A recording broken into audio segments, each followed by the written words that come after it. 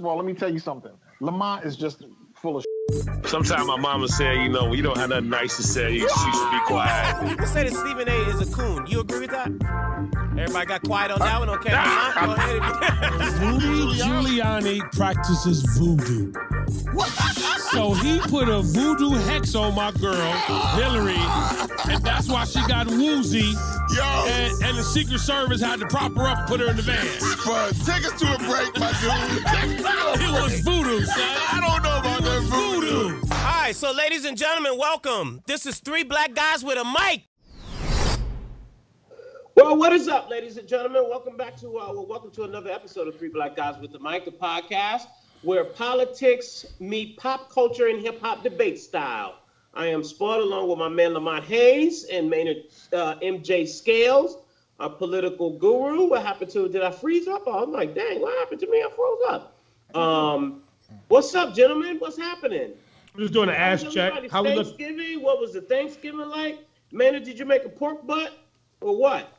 Nah, no pork butt this go round. You know, just a straight, regular, everyday ham, you know, and a little turkey. You know, I did all the regulars. If you can imagine what it should have been, minus pig feet and chitlins. I know some people eat, I don't. Minus that, I had the regular. Collard greens, ham, turkey, yams, you know, rice, all that good stuff. Who's eating chitlins still? I thought we got away from that. I could have sworn we got away from that. Wait a minute. Well, hold on. Before we go too far, y'all been talking about the blue shirt hitting? They didn't say nothing to me. Well, mine is like royal blue, and mine is like navy blue. I don't know if I just feel left out. That's all. It's all right. You good. Ain't nothing wrong with the checkerboard boy.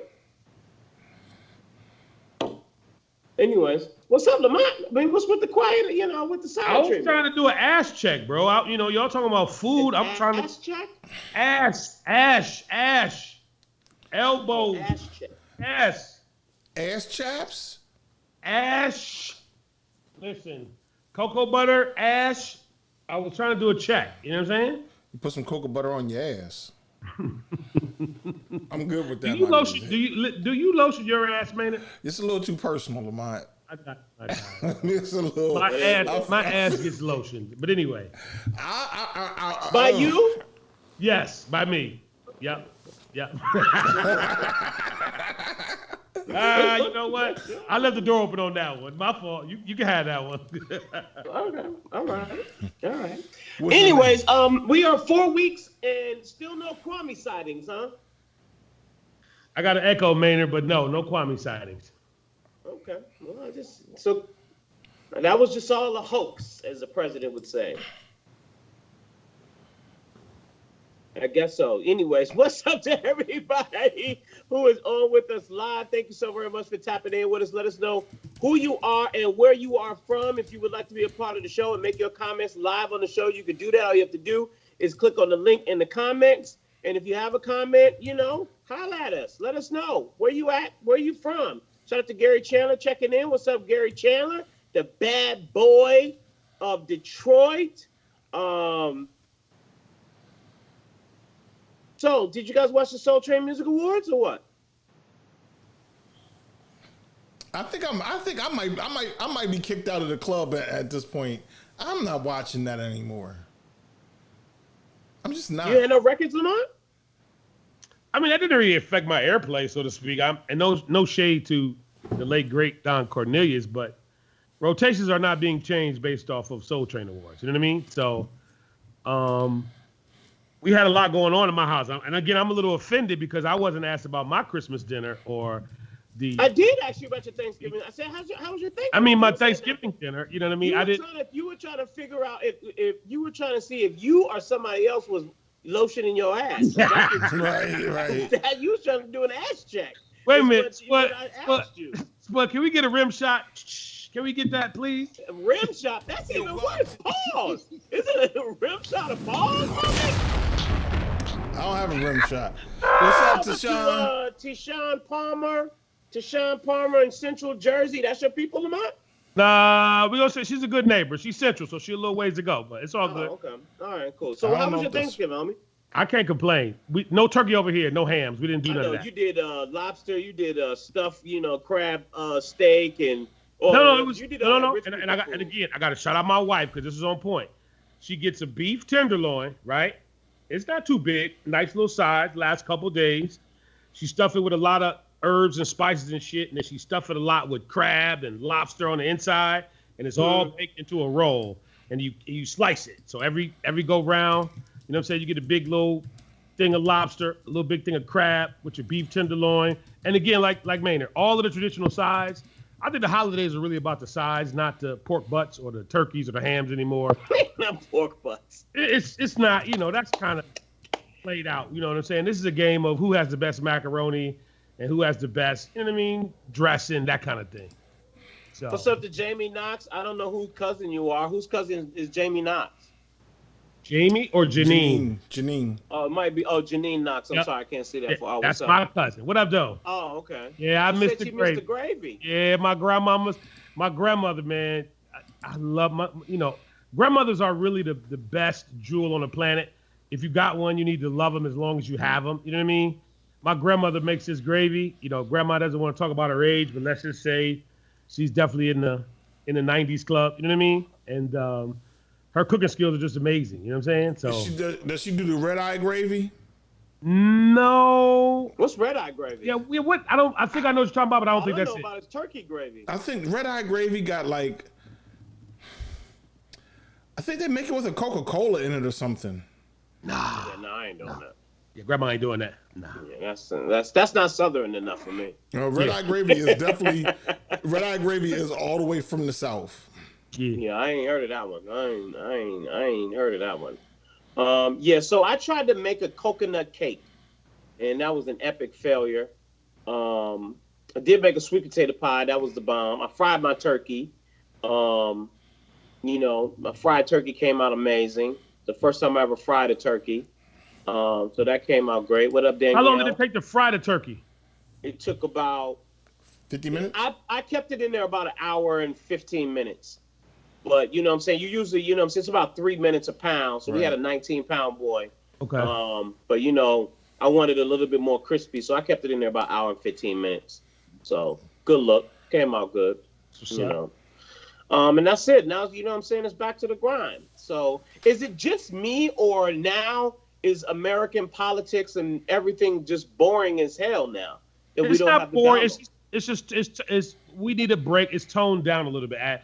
The volume. Who wants to tone down? I mean, I needed it. I feel like I really feel like this whole year I've been living under pressure. I feel like my nerves have been tense and I've been all uptight. And them last couple of weeks I was like, so right now I'm going to the bathroom regular again. I mean, everything is working. You're going to the bathroom? Where was you? What's happening before? Yo, man, I'm just saying that damn election situation had me tight. I was tight. My nerves is bad. I got them bad guts on me. Yeah, but the game. So which one is it? Because I would think that if you had bad guts, that you would be loose. Yeah, you should be loose. I'm just saying, man. If you had the good guts, then you would be all good, right? Got them bad guts. That's all I can tell you. My nerves is all foul. You know what you need, Maynard? You just had a birthday. It's this thing they sell across the counter called Metamucil. I'm already on the Metamucil with the psyllium husk. I do that twice, 3 times a week, and I got the Metamucil gummies too. I'm on that. And you still not regular, my guy? No, I'm just saying the stress level was high, my dude. It was super high. But you also not only get your fiber, and I'm glad you mentioned that, just for a black man's health moment. Not only get your fiber in, but the other thing that you gotta make sure you do is get that water in. That water that slows that whole situation down, and lay off the breads. That's the one thing that I've learned, that is, it can slow down some situations. Okay. I have absolutely nothing to talk about. Me neither. So, if you are with us live and you want us to talk about something, please, tell us what we need to talk about in the comments. Y'all just hop on. But Like I said, there's nothing to talk about because wait, did you guys watch the Tyson and Roy Jones Jr. fight? The old folks home? Well, Yeah. I didn't see it. You know what I'm still trying to figure out? I didn't know that was it, and you might have read it, man. It was Nate Robinson got $600 To get knocked out? Yeah, him and his opponent, the Jake guy, they got $600 Jake a piece. Paul.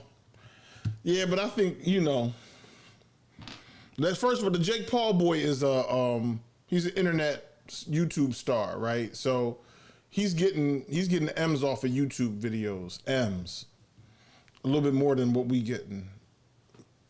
That much more, maybe. Mm-hmm. I think Nate Robinson probably is trying to get. Why are you talking about Nate Robinson? No one cares about that. Why are we not talking about Mike Tyson and Roy Jones Jr.? Well, look, because the everybody's talking about Nate Robinson. Comedic part of the night was Nate getting knocked out, Snoop, and yeah, I mean, the whole comedic part from that, and then you get into the Roy Jones Tyson thing. But to be honest with you, I think the whole night was a disgrace for the sport of boxing, in my opinion. Someone who actually was able to see some of the greats fight, even Mike during his time, even Roy during his time. Boxing has definitely taken a big drop. You know what I'm saying? Yeah, since Floyd Mayweather. Floyd Mayweather. It was before then. I would say, I think boxing before Floyd Mayweather. Yeah, I think boxing fell off when the Klitschko brothers took the championship. Then heavyweight boxing, yes. Yeah, well, but that's what everybody wants to see, because Floyd's weight class is not knockout heavy. No, right? It's a show. It's a show. It's a dance. And Floyd got knockouts. Let us not disparage his game. He has knocked cats out. But when you think about what's been the most exciting boxing in your life, most of them have been heavyweights. You do have the Sugar Ray, Tommy Hearns, Marvin Hagler era, which was amazing too. But we talking about Ali days.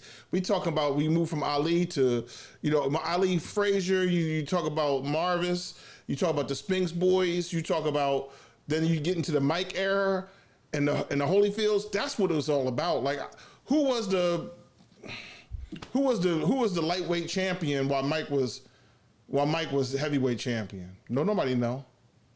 But again, Mike was, even Floyd and Mike, those eras of boxing it was kind of like in basketball when you have a super team. You feel what I'm saying? It wasn't a whole lot of real contenders. And I'm kind of like Maynard when he's stuck in his rap music. Those 80s and 70s really were golden eras of boxing where you had a lot of different, style of fighters, fighters who really fought. You know what I'm saying? You didn't even put the Jerry Curl homeboy into the mix, man. You got to give him a little bit of love. I said Tommy. Okay, I'm sorry. I ain't know Tommy was a bad boy. About the homeboy. Tommy was a bad boy. Yeah. What Martin say? They called him the hitman, more like the get hit man. Yeah, that's what Martin said. All right. That's what Martin said, Mr. Tommy Hearns. I don't want none of that smoke you gave to Martin, Mr. Hearns. Yeah. But the reality is Mike Tyson is 9 years away from being 60. So we sat up and watched an almost 60-year-old box for 18 minutes. No. And what that shows... Mike is 54, I thought. I'm sorry, 6 years. I thought it was 51. Right. But you were right. Roy is 51. He's 51, right. Right. I mean, so those boys almost 60. So what does that mean? Ain't no more boxing, bro. Who's the heavyweight champ right now? Is it Deontay Wilder? Is it Joshua? Is it Tyson Fury? I don't even follow him enough to know. But I think the Klitschko boys made it so boring because all they did was just, they only threw about, 7, 10, maybe 12 big punches around, and then they finally knocked somebody out because they were 6'10" or whatever, and it was just really boring. It wasn't exciting boxing. Hey, Aunt Cheryl, what's happening? Today is open mic day, so if you guys have a topic that you guys want to, want us to discuss, leave it in the comments. We will definitely discuss it. because we have absolutely nothing to talk about tonight. I thought that Lamont was coming with the, with the smoke. I mean, I do have some smoke, but I'm just trying to lay back a little bit. I'm trying to. Go ahead, give it to us. We want the smoke. I mean, it's not really smoke. It's just I'm just trying to understand how is that New Zealand has a handle on this COVID, but we don't. I think that's a simple answer though, because we didn't take care of it. We politicized it. I mean, I'm looking at these numbers in Florida, and I'm like, I said to myself, does Atlanta strip clubs have the vaccine already? Whoa. Because I saw the party last night for Lil Wayne's daughter on the internet, and when it had to be 4,000 people in that club, and I didn't see not a mask to be found. I said, I think that strip clubs, right, would be the last place you would want to go right now. Now, don't get it twisted, right? I mean, I understand. I mean, my strip club days are over, but I mean, during my time, I like a strip club like the next man like a strip club. First and foremost, I'm not throwing no money in the club. Second, I refuse to pay strip club prices. I don't know how the gouging of the strip club has happened. I don't even know where that even came from.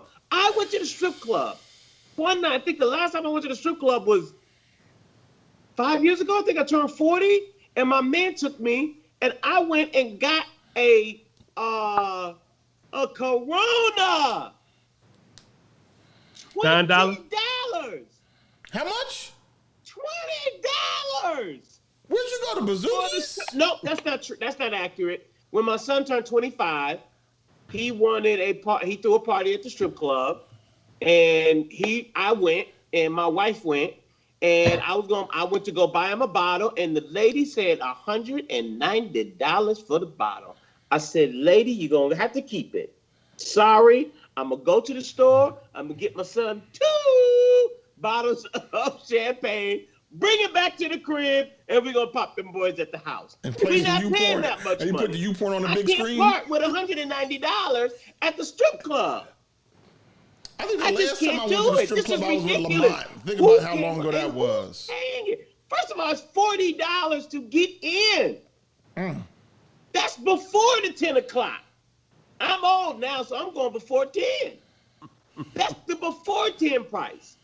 $50, $100, that ain't even the booth, but that's all beside what Lamont is talking about. Sorry, I digress. Ladies and gentlemen, who is going to the strip club with, forgive me, ladies, with twat juice flinging all over the place? Whoa.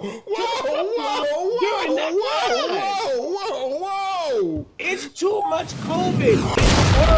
For you to be side by side and for a beautiful, sweaty woman to be grinding on you. Oh my goodness.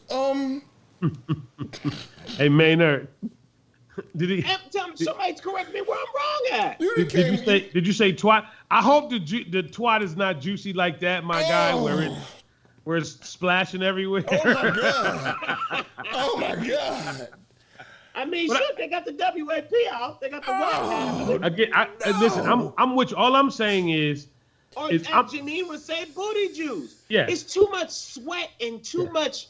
It's too much secretion and. Let's just say body fluids. Let's say body fluid. Thank you. It's too much body fluid floating around in the club in order for you to be there right now. Now, let me think about to all my strip club clients who would still like commercials for your strip club. I am open for business. So again, let's not even just say strip club. Again, I'm just so confused, and I'm saying, like, do where I live in the Northeast, is it that we are just so out of touch? Because as I'm looking, not just on the regular media, and of course I see the people in Florida who just surpassed 1 million cases, and out here in North Dakota, the hospitals are overran. And I'm sitting there telling my wife, like, didn't we try to tell them, when I say we, us in this part of the country, like, yo, dog, like, go in the house, put a mask on, do something different.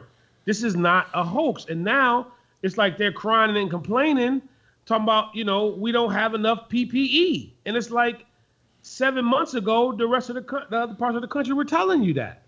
Well, you know, the one thing, and first of all, y'all both correct. And to add to that, one of the things we should understand is 3 things are true, at least. Donald Trump obviously did not do enough to stem the tide of the virus. That's just what it is. He blew his own credibility as a result. Because was everything on Donald, Maynard? Like, I mean, you can't go around this way. Lamont. Yes. No, everything is on Donald. It is. He told us we were going to come out of the house at Easter. He said, "Oh, it's going to be gone by Easter. Oh, don't worry about the mask. Oh, and that kept the spread, and it kept his people out here wilding.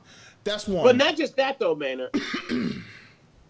I don't think that anybody had the opportunity to be able to Trump, no pun intended, but nobody had the opportunity to be able to tell him different, right? It comes from the top down. So when you got Dr. Birx, or you got Anthony Fauci, or you got the Surgeon General, or you got all these people trying to explain to you that this situation is bigger than what you believe it is, and that you are just trying to downplay it, and it's really bigger, and you got numbers to be able to back that up, but shoot. He told us it was a hoax. He's just like, yo, forget about it. It's gonna go away. It's gonna magically disappear. Yeah, but when nobody can get through to you, then what can you say? Sooner or later, you're gonna be like, yo, forget about it. So can I ask a question? And I hear what you're saying, but there are 3 particular governors, and again, it's only because of what I experienced myself. Governor Cuomo, Governor Murphy, and Governor Lamont of Jersey, New York, and Connecticut. They didn't listen to Donald Trump. They did their own thing. They put their own mandates in place. You know what I'm saying? Outside of what Donald did, they were on their own page of they needed to protect the citizens of their state. So what I'm saying is can we put everything on Donald when the governors did have a certain level of power to mandate certain things in their state? They didn't have to wait on Donald. Yeah, you have to put it. You have to largely put it on Donald. A handful of other things did not occur, right? So these governors did a great job of trying to lock it down, and they had a unique challenge. In this country, there's a handful, 10 airports that have, something like 60% of all the travel. O'Hare, Atlanta. New York basically has essentially 4. You got LaGuardia, Newark, JFK, and PHL to the south just a little bit. These are some of the busiest airports. The virus doesn't travel just on the bottom of your shoe. It travels on your person. And they are among the busiest airports in the country. So people who are not protecting in Florida are coming and flying into New York, or flying into Philadelphia, or driving into DC, or whatever the case may be, and infecting people. If Trump had said, listen, the airports are not the governor's purview. The airports are run by TSA and the FAA. Those are both federal agencies. There's Homeland Security. Trump could have made a bigger statement on that up front, like, hey, look, we're going to have to do something on travel. He could have done that in the beginning. He shouldn't have said it was a hoax. That obviously created a problem. And here's the thing, for people who wanted to believe that, the economy, we understand that this unemployment number is just through the floor at this point. It's ridiculous. It's so, it's been so bad. There's so many people unemployed, but the Dow keeps going up. Last week, we passed 30,000 and people don't have jobs. So that's telling one truth, that the economy, let me put that in there, the economy and unemployment have nothing to do with each other. The economy is not, the stock market is not the economy, is what I'm trying to say. And so we have to stop saying that, he keeps saying I had this beautiful economy. But no, you didn't. You were juicing the market that helped rich people, and poor people took a bath in the process. Poor people lost jobs. Poor people didn't have the kinds of jobs that allowed them to work from home. Poor people who did have jobs that they had to go to work to were typically working in the public and exposing themselves. They were working at restaurants. They were working at gas stations, et cetera, all these places where people kind of congregate and come and go through. And because Donald Trump didn't do a better job in the process, he tanked the economy. He put people in harm's way. And we got 267,000 people who are dead. Yo, dog. Yo. Oh, and you know what we didn't do at the beginning? You know, we got to shout Uncle Benny, man. You know, from, I guess, the last, you know, for those who don't know, we have a lot of people that as they say, young people tap in from the D. You know, Benny Napoleon from last reports was on a ventilator. Oh, no, man. With COVID. But it was more, from what I understand, to help with his breathing, that he was, you know, in the process, or not process, in the conversation of making that decision, you know. So hopefully, you know, as you guys know, my dad had a situation which was not COVID related, but they put him on a ventilator and I freaked out. So I learned a lot about ventilators. You know, it's not a death sentence, as some of us have learned, or, you know, or have dealt with that with COVID. So hopefully, you know, Benny Napoleon will be off the ventilator soon, because he's dealing with the COVID thing. So like you said, man, a lot of people that we know and love have passed on and are currently dealing with this COVID thing. So again, I'm with you, Maynard and Spud. I just was wondering, or feeling like a lot of other local officials didn't step up over the past several months, and they were putting everything at the doorstep of Donald, because we knew he was not the best and the brightest, of course, since day one. So I just felt like some governors weren't going the extra mile as they could or should have, and stressing as well, like, okay, we know Donald said this is a hoax, but that ain't really the case. Let's mask up. Let's put some other things in place. You know what I mean? But again, that's me. I watch Governor Cuomo every day, because, you know, I go into the city and they still ain't playing that COVID game. You know what I'm saying? They're like, we don't give a shit about what Donald Trump or any of his people have to say. This is how it's going down. You know what I mean? So, you know. Like I said, the one unfortunate is Cuomo, those governors understood. Cuomo, Lamont, who's governor of Jersey? Murphy, my man.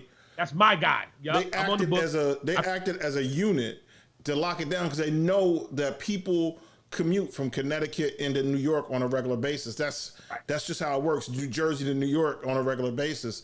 But they don't have enough control, unfortunately, because they can't control people who are leaving from Erie, Pennsylvania into New York, or into Buffalo, or whatever the case. But those lines are porous, and you know, that's a challenge. And so that's why we have to have a multi-state, interstate, federal response. You know, and we had all those governors in the middle of the country that have very low cases are now screaming and crying the blues, like, oh my God, this thing is run rampant in my state. So, you know, we have to, and every time that governors who were doing like Cuomo and company, Donald Trump would say, oh, they're harming the economy. Donald Trump criticized them.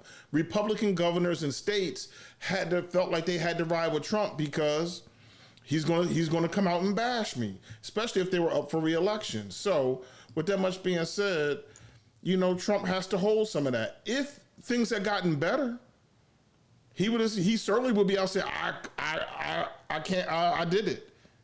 If the virus went away in July and we had a vaccine and a cure and all that, even though some guy in Germany might have figured out how to synthesize the chemicals or whatever, he would have been like, I was there, I was in the laboratory, I had my coat and my glasses, and I said that one right there. He was trying to take credit for what's the hydroxychloroquine and all that other stuff.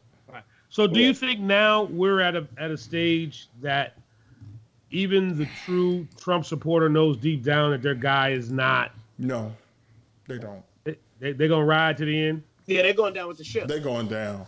They're going down. Yeah, they're going down with the ship. I mean, the unfortunate part about it is that, you know, here's the great thing about Donald Trump. He is a master marketing manipulator, right? He knows how to make people think that it is something that it is not. And he has made his base from day one. From the time that he walked down the elevator, he has given them a platform and a voice of, this is all a hoax, and, you know, Mexicans are rapists, or he has planted these seeds in their brain that basically this is what the situation is. And so wait. Oh, go ahead. No, I'm sorry. No, go ahead. I'm done. I'm just saying he's planted it in their brain. So here's my question, and this is where, remember I told you guys there's I think it's 2 more episodes left, and they may have happened already. Go back and look about Ronald Reagan on Showtime, right? And I was watching the second episode that went back into the history of Ronald Reagan as a child and X, Y, and Z, and I'm sitting there taking all this in, and I'm saying to myself, well, wait a minute. The Ronald Reagan move kind of really sort of was the Donald Trump move. The TV guy, Make America great again. Yeah, to make America great again. I didn't know that. Taxes. Yeah, the whole everything, the playbook, the states' right. Even Ronald said the couple times he tried to make a run, he said, I messed up because I didn't go to the South. I didn't really dig deep into the South. And it sounded like to me what he really was saying is that he didn't tap in really with those. Wait a minute, Lamont. What? Will say he got some sweet potato pies. I was about to so I stop. have to cut you off because we got to figure out how Which Will we was get that? sweet potato pies. Will. I didn't see that. Which Will was that? Will Hammond. How we get them sweet potato pies? What you want me to? How do we send you some of this money so we can get them sweet potato pies in the mail? Anyway, I'm sorry. Shout out to Jeff. Shout out to Rakia. Shout out to Frank who checked in. Shout out to Calvin, Darren Clark, everybody who checked in with us. We're doing open mic tonight, so if you guys got a topic, let us know. Put it in the comment, or if you want to be a part of the show, you can click the link to be a guest on the show as well. I'm sorry, Lamont, I didn't mean to cut you off. I just wanted to figure out I would how just to say, get them sweet potato in a pies. nutshell, this Donald thing is not new. I mean, and I saw somebody put on there, is he going to the inauguration? Of course he's not. No, he's not. In fact, they're talking to that Donald is planning an event at the same time of the inauguration. So he's going to Did he concede yet? Did he concede? No, he has not conceded. But so the discussion is that he is planning an event that is his 2024 campaign launch at the time of the inauguration. So he's not only not going, he's going to be mad disrespectful. So at least that's the plan. Now, I sat down and I did some research the other day. We are a similar age. Halle Berry versus Lisa Ray. We'll get to that, Frank. We're all of a similar age. Yeah, no. Hey, dog, check this out. We cool, man. We can't do that. That's my people. Come on, man. Okay, hold on. Which one? Halle Berry or Lisa Ray? Lisa Ray. We can't do that. Oh, come on. Well, and we cannot talk about Ayanna Van Zandt the other night. No, we can't. But go ahead. We can't do it. so did you guys as kids get chicken pox? Yes, I got mine. I mean, not that The vaccine? No, the vaccine didn't come out until like 95. Yeah, I'm about to say, I think I did get chicken pox, yes. We're all, like I said, similar age. Almost everybody who I would say probably is 35 years of age and up, for the most part, likely caught chicken pox. It was running rampant, like 2 to somewhere like 8 million cases a year. Regularly. Fortunately, it's not necessarily very deadly. It's not. They came out with a chickenpox vaccine in 95. We might get 150,000 cases a year. We used to get 8 million cases. We used to get 3 million, 4 million cases a year. 200,000 cases a year, that's it. Now, I'm not sitting here advocating for people to take the vaccine when it comes out. I think you should all take a wait and see attitude. But vaccines typically work. I know there's autism. I know people out there have their own stories. But if you think people of a certain age, probably anywhere from age 15 years of age today to 100 years of age, almost all those people received the measles, mumps, rubella vaccinations. They received tetanus shots. They received a tetanus booster. And I would say, if you just think about all the people you know, I got like 2,500 friends on Facebook. It's a lot of friends. Okay. And if you think about, yes, Jeff, I understand that the Tuskegee experiment was a thing. But if we understand that if I got 2,500 friends, and just multiply that by 3, because they either are married to somebody or they got a kid or they got whatever. I don't know, maybe 5 people that have autism. So I'm not that smart. So where are you going? Because I feel like Pfizer gave you a check, Maynard. Like, wait a minute. Are we getting to the point where we're taking the vaccine, or we're not taking the vaccine, or what? We should definitely have a wait and see attitude on the vaccine, making sure that it's safe. But what do we need to wait, and what do we need to see? Well, I think we need to obviously have all of our professionals that are our best and brightest. I mean, Fauci has a lot of credibility. Birx has a lot of credibility.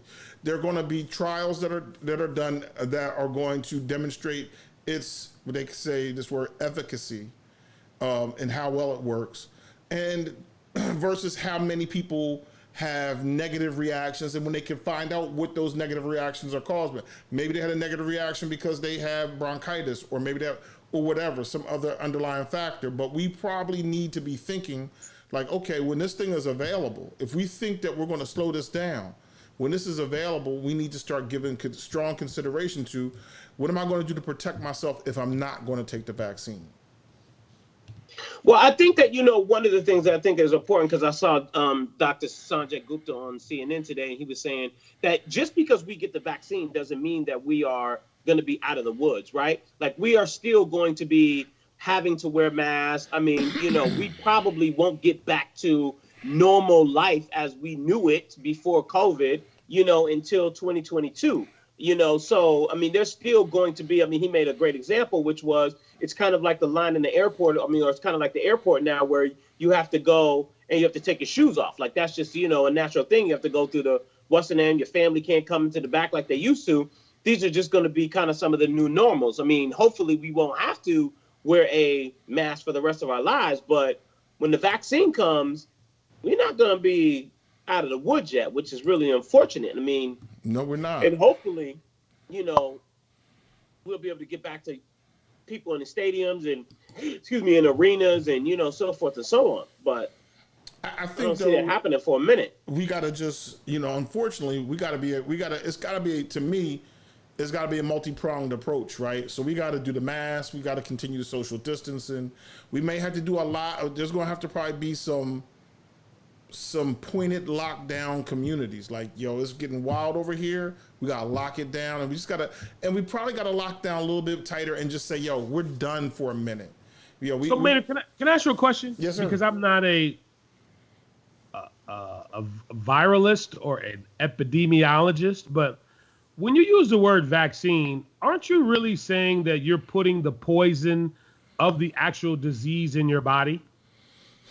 We had this conversation before. The answer to that really is no.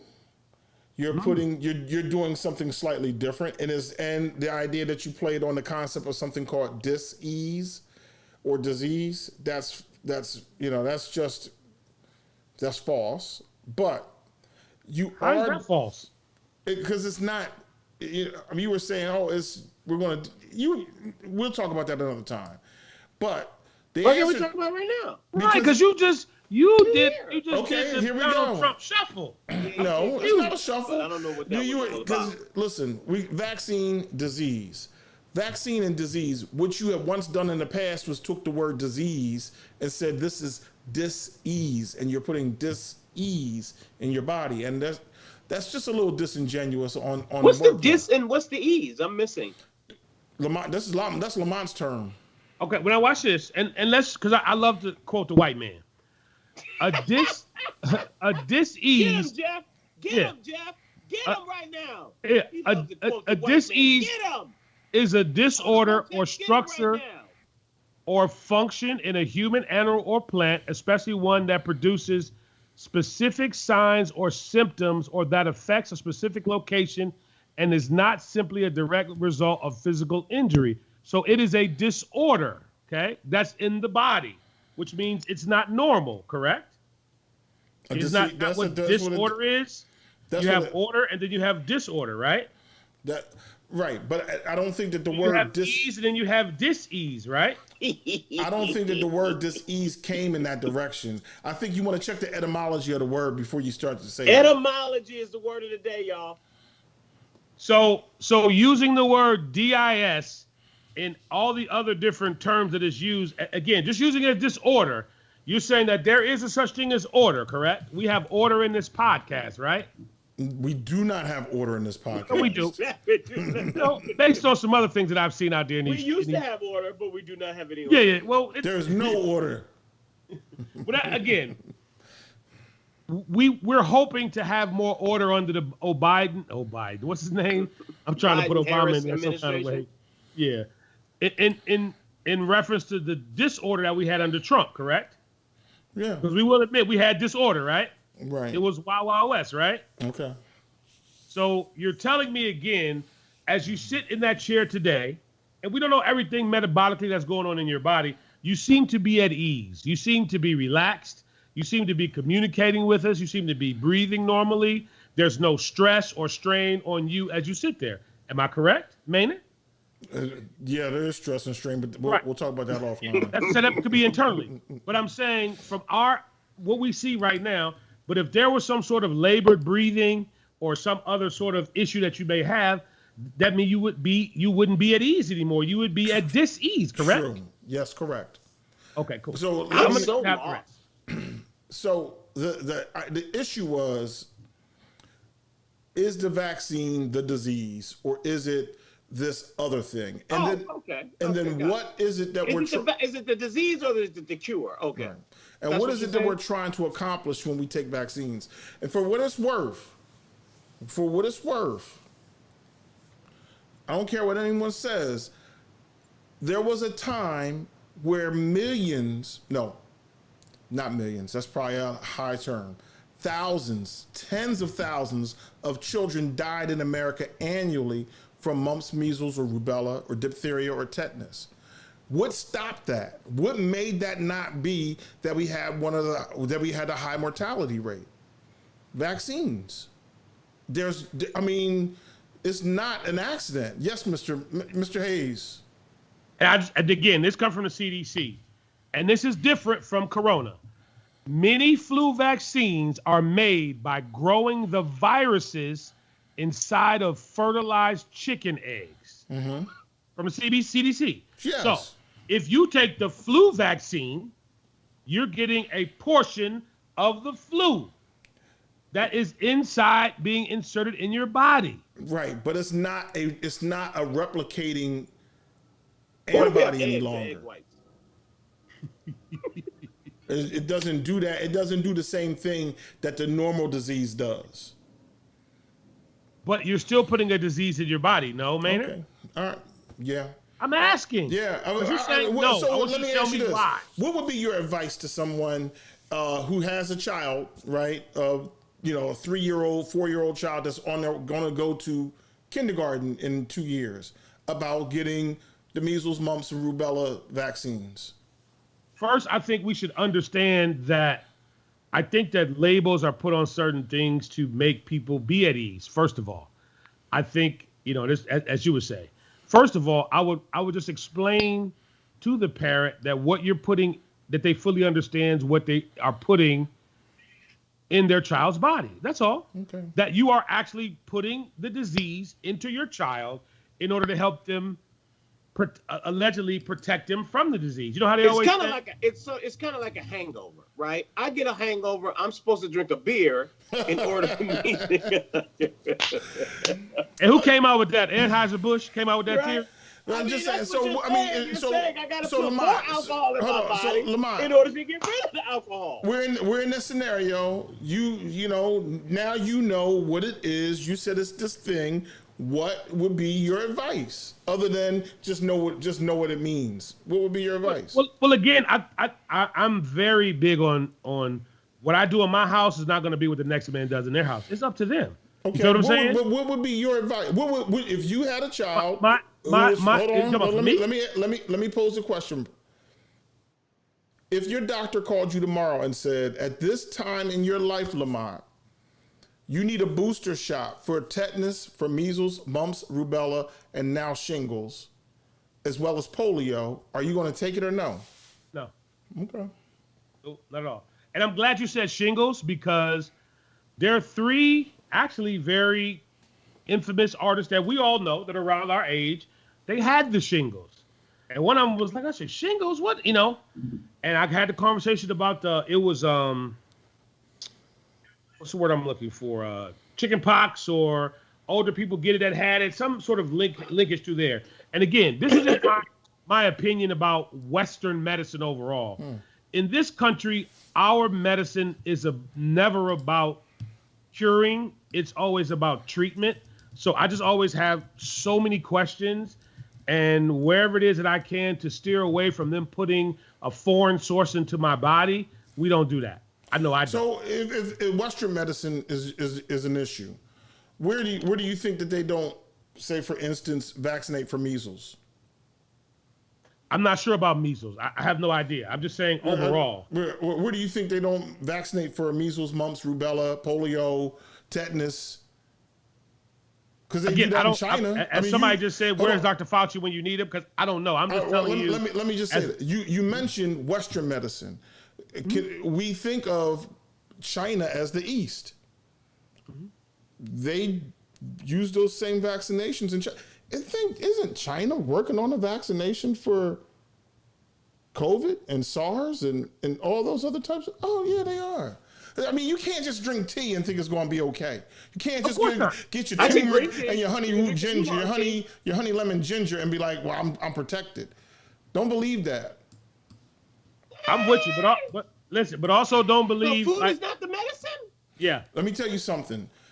So think about this. These viruses have spent millions of years trying to figure out how to kill us. This shit ain't new. Smallpox was around thousands of years ago, and it was wiping people out. It was trying to kill. Chickenpox, it's not new. It's been around for hundreds of years. All these things have been around, and But Pfizer got them. What you said partially is true. He just tried to debunk that. Food is part of the medicine. So You're right, Spud. I didn't say food is not part of any medicine. I didn't say anything to that. All I'm saying to you is you have to, we've been blessed in one thing. We haven't worried about this for the most part in America, but other parts of the world didn't have vaccinations for the same number of years that we have, and they had death. We had death in this country due to not having vaccinations for years. And they decided, polio. We found a way to vaccinate against it. And you know what happened to polio in America? It went to nearly nothing. You remember the term iron lungs? You heard of iron lung? Never heard of it. Okay. Well, iron lung was this thing that was very popular in the 20s and before, which was it had to breathe for you, because polio will paralyze you to the point where you can no longer breathe under your own power. Okay, let's move this along. Okay, so let's just wrap it up. So you are saying basically that we should be entertaining the vaccine. Is that what you're? Let me flip it to the Lamont part, right? If somebody said to you, somebody on this podcast said, "Hey, this is the situation, Maynard. I don't know if I should take the vaccine or not. When the vaccine comes out, what do you think I should do?" Action. Well, I think obviously similar to what one part that Lamont said is understand what it is. We are at a point now where we have to start asking a lot of questions about how great this virus, how good this vaccine is or isn't, and what are the implications of the studies for you in your particular case. But I do believe that the vaccine, once tested and proven to be safe, and nothing is 100% safe. There's going to be point whatever. And then this is the crazy thing. We talk about these vaccines, but they go on TV all the time and say, you should get Skyrizi. And then they say Skyrizi might cause you to have suicidal thoughts. But they sell millions upon billions of dollars of that same product. We sign up for that. Like, oh yeah, Skyrizi. What Chris Rock say? Restless leg syndrome. That's what I got. Give me that pill. Right? So we go and take medicines. We think something's different because the vaccine usually comes in a needle and not a pill, that somehow is different. Somebody is selling the hell out of Viagra. And it says, well, it could kill you. But nobody, there are men all over the country who say, me please, I'll take. How many pills you got left, Lamont? Of Viagra? Yeah. Nah, I'll be honest with you, I'm scared to take that shit. I'm not taking that. My wife will tell you that. We good over here. I don't have to ask her. I'm not going to ask your wife anything so about that. Roger That's very wants personal. to talk about the restaurant owner who went off on the woman twerking in his establishment. I mean, wait. We can do that long. We can get some hoes in before because I got a whole topic we got to address. Oh, you talking about the Mario thing? No, I'm talking about Lori Harvey. Is she a hoe? You know. Let's go to the restaurant. Let's just table that. We were left off on hoes last week. We got to talk about these hoes. Well, we left off on stocks, and you were going to talk about that. Yeah, we were talking about. We made money. So tell me about Lamont. Tell me about these hoes. No, I mean, again, I think that bleeds into the restaurant conversation in Dallas. I think the restaurateur, first, I think he was out of pocket because those were your guests. I think you could deliver the same message in a different manner, but you also have to take responsibility for having a DJ in there playing, the dirty version of WAP. You know what I mean? And I don't know if that was the record, but you have to understand that once you put a DJ into the mix of something, he controls the room. And if he's like the conductor, like Robert used to say, Robert was the Pied Piper. That Pied Piper going to take you wherever he wants you to go. So I think of you understanding that it was the kids taking the kids wherever they want to go. It's a little bit of a different situation, but okay. I miss Robert. Anyway, so I think he should have had that conversation with his DJ, his employee, other than the people that were, actually there to spend money with him. Because at the end of the day, again, I ain't saying your message was wrong, but it's always like how you deliver your message. You know what I'm saying? I try to tell that to Maynard all the time. Maynard, it's not what you say, but how you say it when, that makes you out of pocket. What'd you say, Maynard? I missed it. I ain't said nothing. I said, girl, get on up there and twerk some more. Yeah. I like to have me a show with my damn meal. And did they have to pay for their meal after they got cussed out by the proprietor? No, I mean, but twerking is universal at this point. I mean, who could be mad? I mean, Lizzo was out here on the twerk team. So, I mean, but I see, I understand the way that Diddy handled it when she came in and was like, twerking it up. Hold on. He was like, no, baby girl, we're not doing it like that. Aren't we adult enough to know that there's a time and place for certain things? No. These people don't. I mean, some people don't. Some people do not have any sort of self-control or containment or understand what the boundaries are of doing things. They do. They just want to act up. They know if their big mama was there, they wouldn't be twerking on nobody's damn table. Some people try to keep it real. It's like some people go to an establishment and smoke weed in an establishment. It's like when you go to the Fox Theater, right, and you're going to a concert or you're going to a comedy show. And all of a sudden, you smell weed in the entire establishment. Now, me and my wife went to go and see the Nutcracker. You didn't smell weed at all. Didn't smell one scent of weed.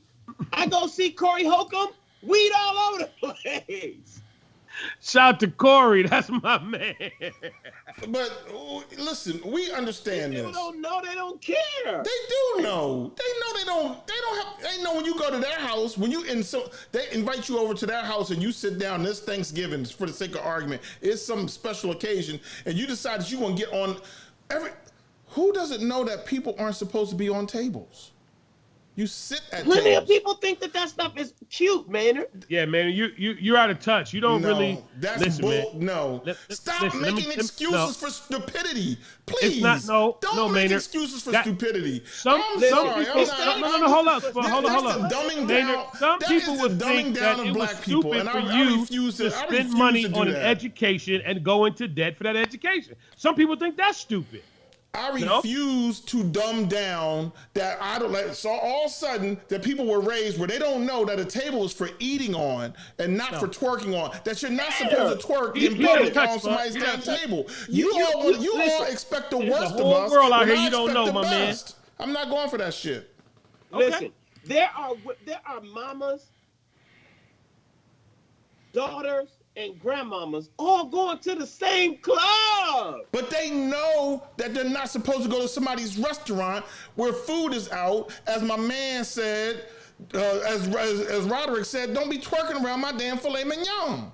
Listen, Maynard, there are people out here who know that they should actually not go to the grocery store, go to the club, go to the strip club, and not have a mask on. But they do it. They just don't care. Listen, they can go to strip club, they can enjoy their life that way. But you know when you go to a restaurant and it's a sit-down establishment, hell, it's a McDonald's, that you're not supposed to be on a table twerking. So can I ask you a question? Go ahead. Isn't there also a certain segment in our community that will go to the car dealership and get a Hellcat, finance it for 8 years at 26.99%? You don't think that they know they're not supposed to do that either? No, but wait a minute. Don't you know that they know, or should they know, that they should not be doing donuts in the street? And in the street, blocking off the Lodge Freeway? On a lease? On a lease? On a lease? They know. They do know. Okay. So what's the difference, man? Hold on. Wait a minute. Let me ask a simple enough question. This is how we always understand right from wrong. How do you act when the authorities show up? If you're doing donuts in the street on the Lodge, which is an expressway, do you want the cops to show up or not? I would think if you're doing that, you probably want the cops to show up, because that's the only one that is probably going to show up after that. I just think that there are a plethora of people, all right? I think we're talking about black folks at this point, that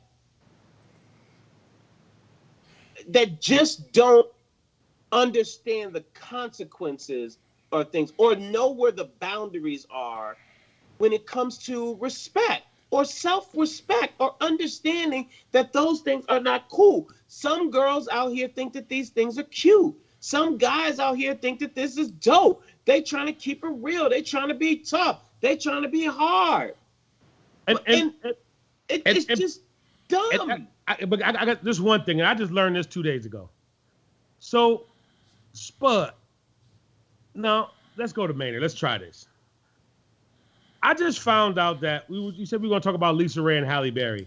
Do you not know that Lisa Ray's daughter has a child, right? Which is Lisa Ray's grandchild.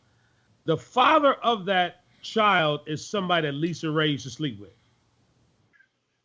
Wait a minute. Right. Wait a minute. You confused me. Do it again. Okay. Lisa Ray used to date this guy back in the day. Lisa Ray has a daughter. The daughter's 30 years old now. The same guy goes and sleeps with the daughter, gets the daughter pregnant, and now they have a baby. So the guy that Lisa Ray, and this is real life. This is where we are in 2020, my guy. And it's some other stuff. Even some artists, like I just learned this morning, the level of dysfunction that goes on. Twerking in a restaurant is minute to the level of dysfunction that we have in our community, dog. It's a lot. Well, let us back up, because there's a whole lot of Uncle Daddies that are out here in these worlds. Not Uncle Daddy. You ain't never watched the TV show Claw? Uncle Daddy. Uncle Daddy. Right. There are a lot of people who live in the Everglades of Florida, or in West Virginia, or somewhere in Kentucky, or anywhere you can find that type of dysfunction in any community. That does not belong to black people. We don't own that. Okay, now, what did you just call it? You called it what? Uncle Daddy. What? Uncle Daddy. Or dysfunction. No, you said this what? This what? Dysfunction. So there's a difference between function and dysfunction, correct? Sure there is. I just want to make sure, because 5 minutes ago you said it wasn't when it came to disease. No, okay. I just said understanding where the word comes from. And it's a good, different diss. It's all good. We're going to do this all night. I got you. Listen, it doesn't matter and you do this all the time, which is fine. I get it. And I understand where you're going with it. I don't care nothing about the backwater people and all those people in, Tupelo, Mississippi, and, I care about my folks. I get that. And it doesn't look good on our folks. And the sad part about it is that the Uncle Daddies, because they are accurate. They are out there. I mean, there are probably more Uncle Daddies out there than it is in our community. However, we are the ones that actually get blamed for it. We are the ones that actually get highlighted. We are the ones that are paraded across the news every single night. It is exploited when it comes to our folk, which is unfortunate, but it's just reality. And so I would love for our folk to understand that you probably shouldn't be twerking. But unfortunately, for some reason or another, we have been either taught by somebody or not taught by somebody that those things are wrong, that those things are not cool. Not just a Hellcat or you twerking on the table or spending money you ain't got. Somebody is not saying you probably should not do this. I cannot for the life of me, I cannot comprehend how somebody can spend $20,000 in a strip club. I can't understand how somebody can throw away that amount of money. Now listen, I'm not on the $20,000 throwaway money game. I might be on the $200 throwaway game. I don't want to part with $200 just to frivolously give it away to some chick in the club dancing. Now listen, lady, I want to help you and your child just as much as I want to be helped. All right? I want to see your bills paid, your Hellcat paid. I want to help you with what you got going on. But I can't part with $200. I might got a good hot 20 for you, but I can't give you 200. But you got people out here, man, that talk about black people can't get ahead. The system is keeping us down. Oh, the white man owns everything. And if you think about one man, just one person who goes to the strip club every single weekend to spend, let's just give 1,000 to 5,000, 52 grand to 100 grand in 1 year to the strippers. Now again, strippers, get that money. I ain't mad at you. But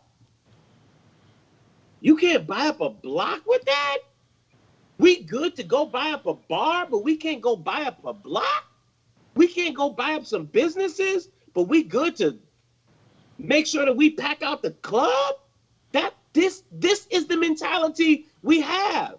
So it is easy for us to be able to accept the fact that we have a girl in a restaurant stripping because somebody said or not said, this ain't cool. One person probably said, girl, you should get up there and you should twerk. And she probably said, you're right. I'm about to get up here and twerk my butt and let everybody see. Whose is this? Whose is this? Whose is this? And somebody's mama didn't say, you know what? Don't you be out there shaking your ass. Now, see, when my grandmother was growing up, when we were growing up, you had somebody to say, don't you go out there and embarrass me. Don't you go out there and make me look bad. Don't you even think twice about going out there and making me look bad. Or you had somebody else to say, you know what, I saw Spud out there at the arcade cursing out the police. Telling my grandmama that I was cursing out the police. But you don't have that community anymore, and you don't have those lessons anymore from generation to generation to say, this ain't cool. And you know what, Spud, to add to that about the generations real quick, because I'm not going to let me get the hose in. I was watching... I thought you already got it in. No, we didn't get to Lori Harvey just yet, but what you said about the community piece, and again, what I'm learning more and more that happened the same in Philadelphia, in Detroit, and Atlanta, Chicago, is freeways. And there was a story on 60 Minutes last night about an African town in, I think it was in Alabama. They talked about how they were able to trace, I forgot the name of the ship, some of the descendants of that actual slave ship, that they actually found some remains. Town. Yeah. Right. But the key thing about that story, what I saw is when, what's the boy name? Not Anderson. Whoever was interviewing, the white boy from CNN.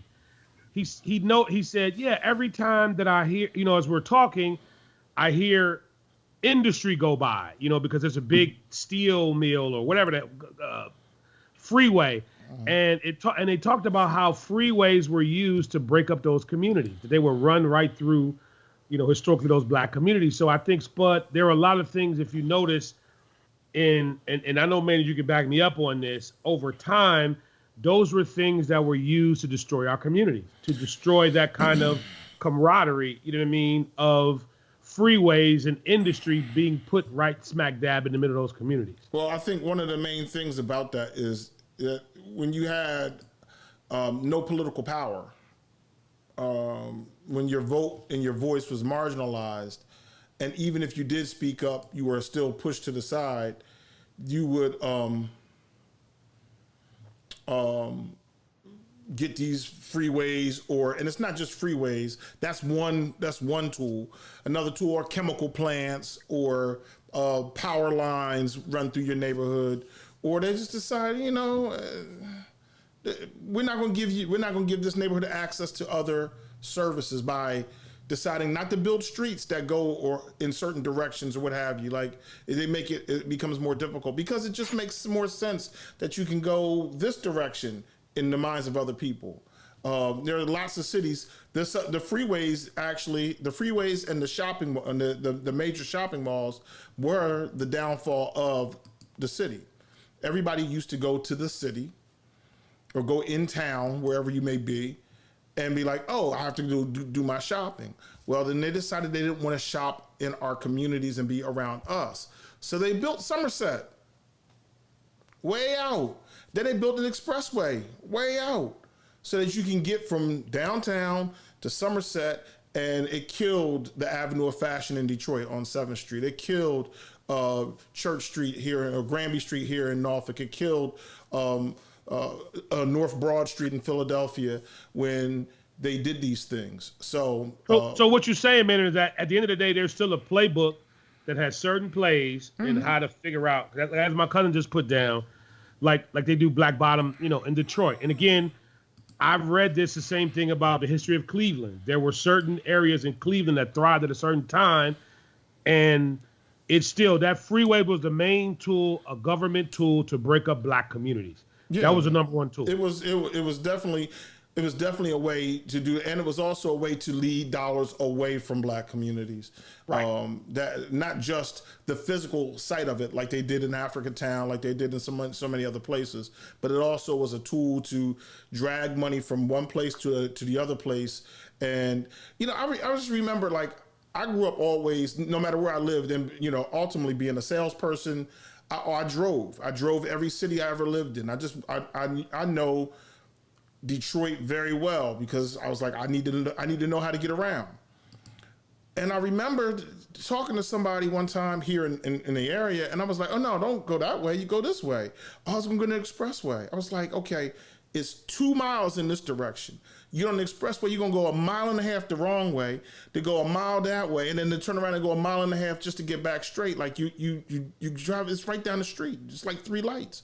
But I realized that there are people who have been trained to get from the campus, and when I say campus, I mean that corporate business district, to their house, and never know how to navigate through the streets. And that does a lot, because what happens, why do like little country towns on the side of highways always run radar? Because people no longer stop there and do business there. So they have to shoot the radar and write a ticket just so they can keep their town alive. Can I ask a question before we go? I know we're like a little bit over time. Thank you guys so very much for hanging on. And Jeff, get in. Everybody, please get in. We want to hear your comments on this. I just have a very stupid question. How come that we know what to do, but we don't do it? Now, I know that's kind of like,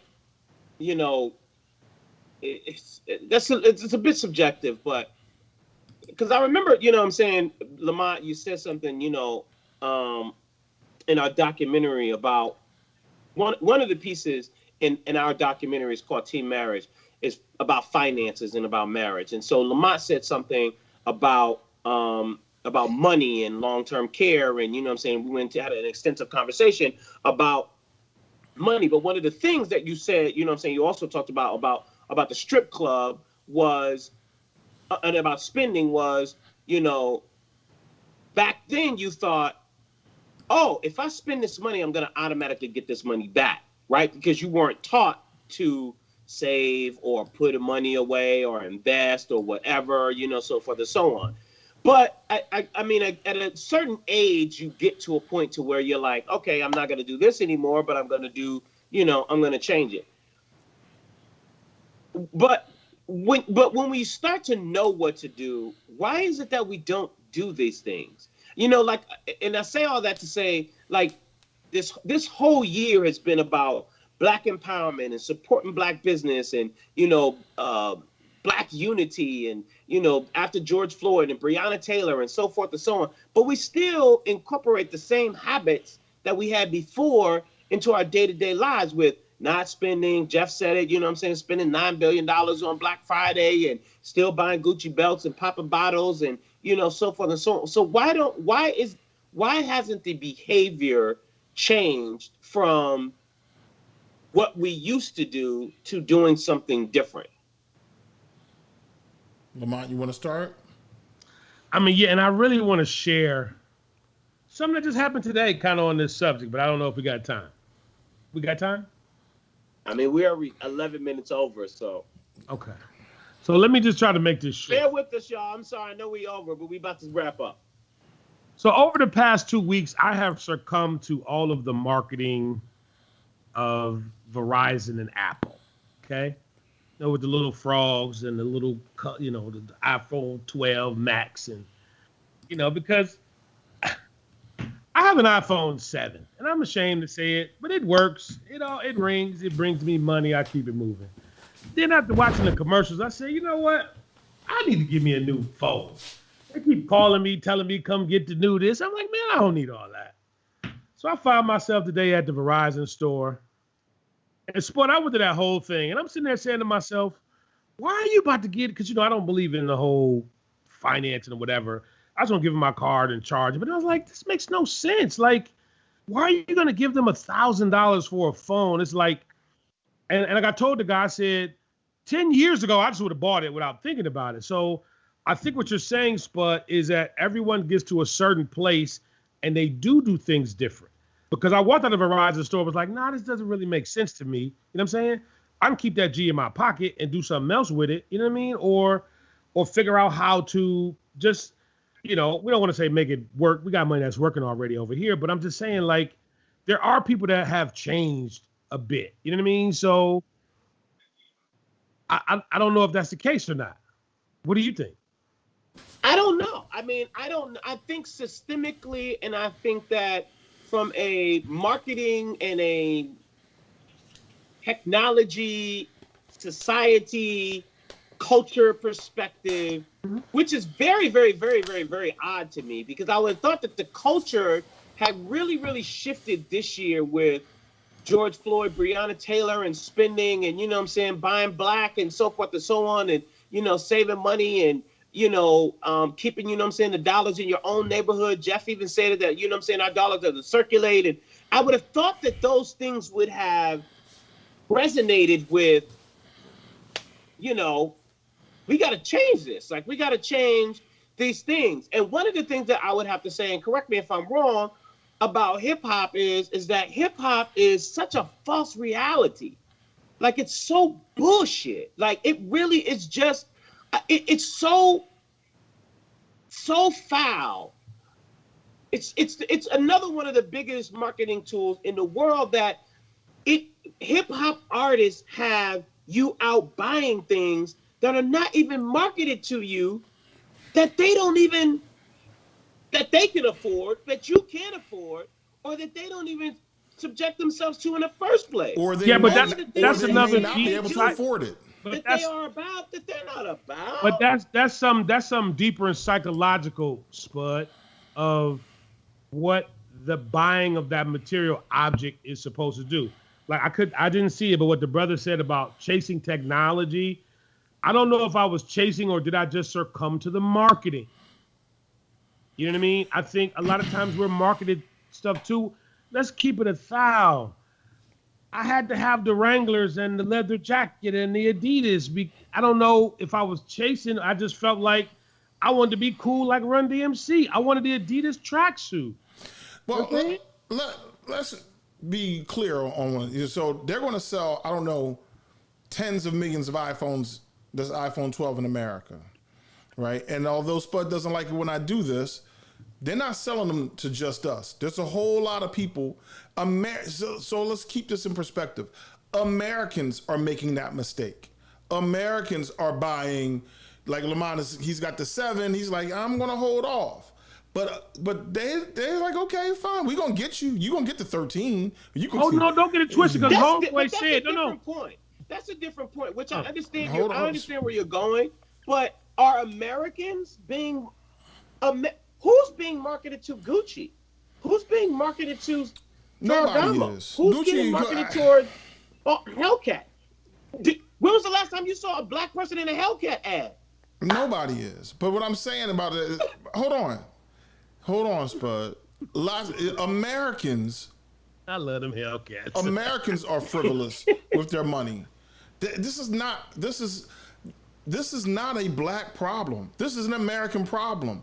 Right now, the stats say something in the neighborhood of like 65, 70% of all Americans cannot withstand a $800 car emergency. Like, oh, my transmission went down and I need $800. Most people will be like, no, I'm just going to catch the bus. That's an American problem.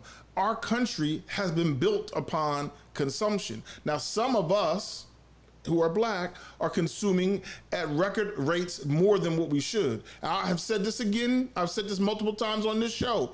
Yes, we have phenomenal spending power. We need to start exercising our saving power and our investing power as black people. Now, can we invest in black businesses? Certainly. Unfortunately, you can't buy a black iPhone. You can't buy a black manufactured cell phone at this moment.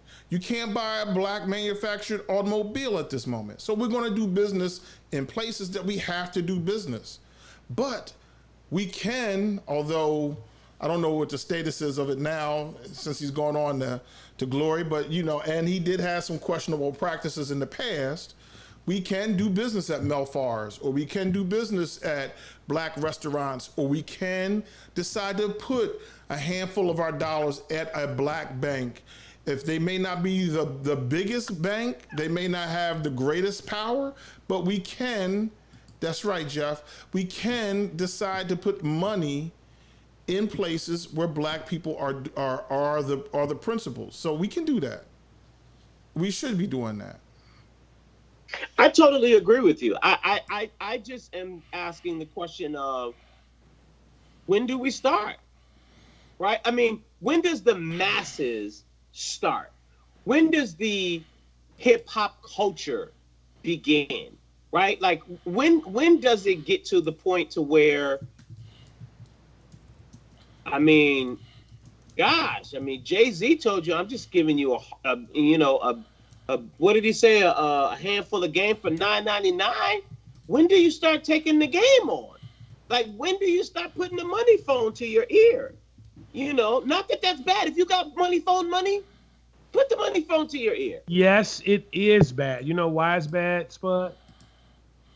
Because these boys ain't did a tax return in 15 years, and the IRS is taking all these screenshots and putting them in the file. And I say, well, wait a minute. It's one artist in particular. And I asked him this question.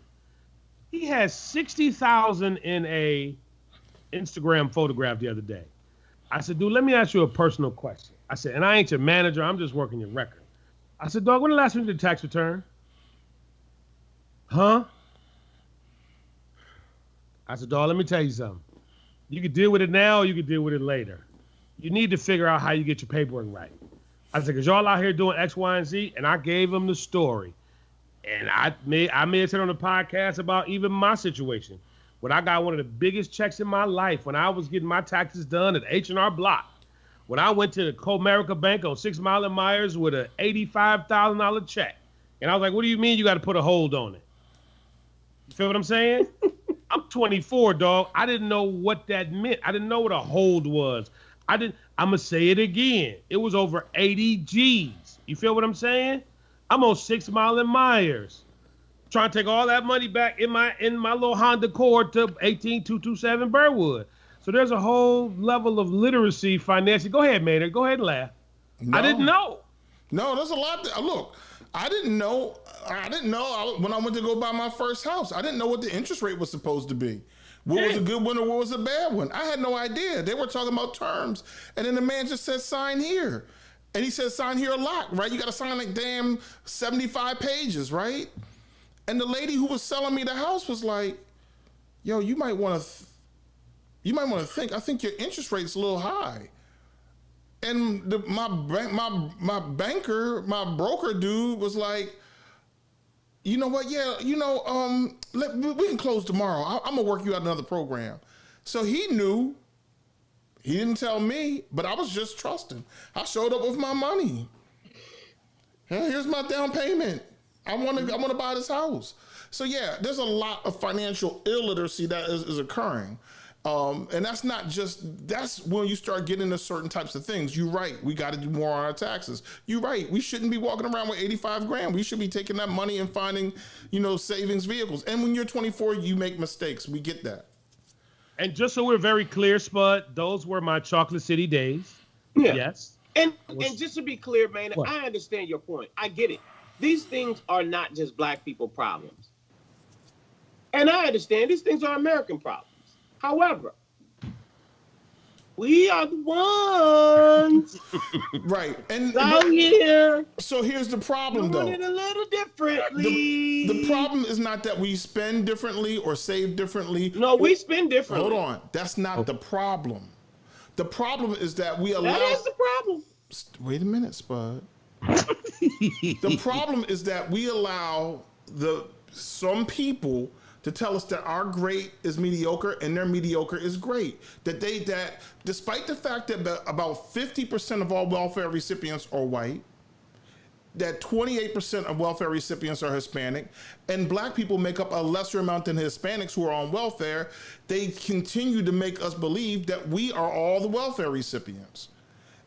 And so it has less to do with, are we doing well in this world, or are we not doing well, and more to do with the narrative that's being painted, and then our willingness and ability to accept it and promote it. When we decide to call ourselves, when Nicki, whatever her real name is, decided to become Nicki Minaj, that painted her as in the picture of this exotic, sexual, highly sexual person. When the boy decided to call himself Slim Thug, or the other boy 21 Savage, or whatever the case may be, that continued to paint the picture from 1915 in Birth of a Nation that there are a category of black people who exist, and here are those categories. You're going to be a buck. You're going to be a criminal. You're going to be a coon, shuffling your feet or whatever the case. We take those and we wear that dumb shit like a badge. What we have to do is say that's not who we are. That's not who we are. And then embrace who we can be. And again, let's go back to your favorite era. And I always think about, and I think, no, they were from Trenton, but one of my favorites was, because I do believe words have power. My mother taught me that. Poor righteous teaching, PRT. Right? Even with Chris, knowledge reigns supreme over everyone. Mm-hmm. There was a time in our music where that positive teaching energy was there. You feel what I'm saying? So you basically are saying 1986, NWA drops the Straight Outta Compton album and then turned it all around. Right again, Lamont, right again. No, it's not. Back up off of NWA, man. NWA was revolutionary. It was what we needed. Really? It was. Really? It was. I'm sorry. Thank you, Jeff.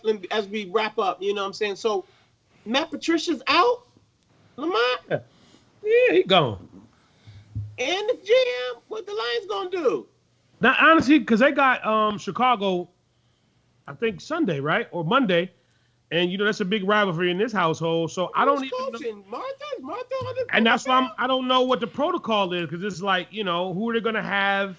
That's gonna take Leslie to hell. It's just gonna let everybody we gonna suit up and just play. Whatever happened to happen. I don't know. It's kind of like that. I mean, shoot, it wasn't San Francisco. They ain't have no what was the team that didn't have no quarterbacks? It wasn't San Fran. Somebody, they wound up getting a second string wide receiver who Right. played It who was like- that was took like two thinking about snaps putting the in coach high in. school at quarterback. Put the coach in? Who was that? I can't remember. Somebody will tell us in the chat. But yeah, you know, again, if we just went to lockdown for a minute and then we get the vaccine in place and we spend time with the social distancing and the mask, we could be through this and have a good football season next year. We see that. Right. The NBA did okay with the bubble. It was Denver. Can we make sure we put a disclaimer, because I feel like, you know, Maynard is really selling this vaccine, that this has not been approved by the Three Black Guys with the Mic podcast, LLC. Hold on. This is a Maynard Scales individual opinion. Is NWA a top 10 rap group? Hell no. Top 10? NWA's in the top 5. Stop Rap it. groups? Stop it. Of rap groups? Stop it. We not supposed to cuss, but niggas, stop it. NWA? Are you kidding me? And Straight out Compton, if you don't wrap this up, stop it. Okay, well, let's do it. Hold on. Let's do it real quick. Lamont, give me 5. Rap Groups. Lamont, 5. Wait. What? A group is 2 or more, right? 2 or more rappers. Right. So of course this is my era. I got to go with Run, because I don't think groups are as prevalent today as they were at one time. Maybe I might be missing something. Okay, fine. Run DMC. So I got to say in a certain era. I'm going Run DMC. I got to go Naughty by Nature. I got to go. Over NWA? Hold on, Spud. Yeah. Let him have his space. You gonna get yours? I got to go Houdini as a group in my era as a 50-year-old. You got to give me a minute. Okay, I'll go with Outkast. You can put X-Clan. Yeah, I'll go with Outkast. X-Clan was dope, but go ahead. I got to dig deep because I'm trying to debunk Spud. Fat Boys.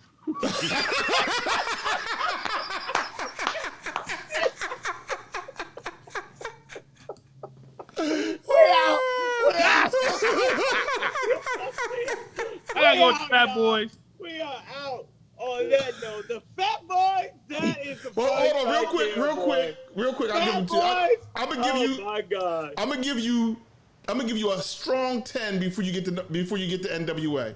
Woo. Oh yeah. Tribe Called Quest, De La Soul, Outkast. Yeah, stop that. De La Yes. no. Yes. Not over NWA. Absolutely yes. What's the boys? Oh shit! It just left my head. Oh, Mobb Deep, MOP. MOP is gangster. They got one song. MOP is over there with the Fat Boy. That's with the Fat Boy. Now you got to. And listen, and they put some bitches on my table. It's all good, but not MOP. Oh yeah, EPMD for sure. Absolutely. Yeah. EPMD is. Yeah. And then But you got to put did we say Arabic Rakim? Well, I wouldn't count that as a group. I mean, there's only one rapper. Yeah, okay, Thank okay. you, I got Frank. it. You're struggling. No, I'm not struggling. Because when I PRT, like you said a minute ago, and I don't care what y'all say, if you go back and listen to X-Clan Biz, X-Clan is so killer. They got one album. No, they don't. They got like 4 or 5 albums. What are you talking They about? got one album you listen to for real. X-Clan is killer, my dude. You just It's don't. killer. Don't get it twisted. I like X-Clan like the next man, but they're not on. And you know what? Here's my other issue I think Spud is having. Honestly, I'm not having any issue. I'm let me very finish. clear. Listen. Let me finish. Once you break NWA up, I think individually you're right. They were like a monster, but collectively the records they made, they were okay. But I think they did more No, damage. actually, I would disagree with that, Lamont. I would say when you break NWA up, you got Cube, Dre, and Dre's not a rapper. So after Dre leaves NWA doesn't exist. Yeah. Where's you got the MC Ren album? I mean, Ren had 1 or 2. I Ren mean, never had DLC an writing was on point. DLC, right? But I mean, unfortunately, I mean, it was killer. who? Ren is probably one of the dopest lyricists of all time. Okay, you're right. Ren It's time to is wrap serious. this up. it is definitely time to wrap this up. Yo, don't get it twisted. The As a villain lyricist, is you the think beat. as a lyricist you put Ren with Jay? You put Ren with Black Thought? With Black Thought. Yo, first of all, get off the Black Thought, you know what I'm saying, train. Listen, Black Thought is the greatest just because lyricist. Black Thought is dope doesn't mean that Ren isn't dope. Just Ren because, ain't you know even what I'm saying, close. Jay is dope doesn't mean that Ren isn't dope. Ren is not even within 10 MCs of where Black Thought is. Or Jay. I don't know about that. And I'm not even a big Three Stacks fan, but Three Stacks. Yo, and shout out to, you know what I'm saying, Young Thug. Yo, Young Thug, you was out of pocket for that 3 Stacks comment. Yeah. I don't, you know, like, you ain't really get it together. All right, y'all, we out. We've been over 30 minutes. Thank you guys so very much for listening to this episode of Three Black Guys with the Mic. We'll be back again on Monday at 7 p.m. Do us a favor. Share this episode on your page. Share it with your friends. Let everybody know that we are here. If you're watching us on YouTube, make sure you click the subscribe button. Also, make sure that you hit the thumbs up button on Facebook. And also make sure that you share it, leave a comment, and we will talk again. If you want to just hear the audio version of this podcast, you can do that on iTunes as well as SoundCloud.com/3BlackGuys with the Mic. Thank everyone so very much for listening. Thank you, Jeff. Ren can go. Ren is a villain. Oh, Janine said Black Thought is dope. Black Thought is dope. Yo, I ain't mad at Black Thought's joint in Between the World and Me. Oh yeah, at the end. No, dude is fire. No, fire. He's a genius. Didn't they do the welcomes? I mean, the intro song too. Yeah. Yo, low key, you liked Hamilton, right? Oh, yeah. That's my joint.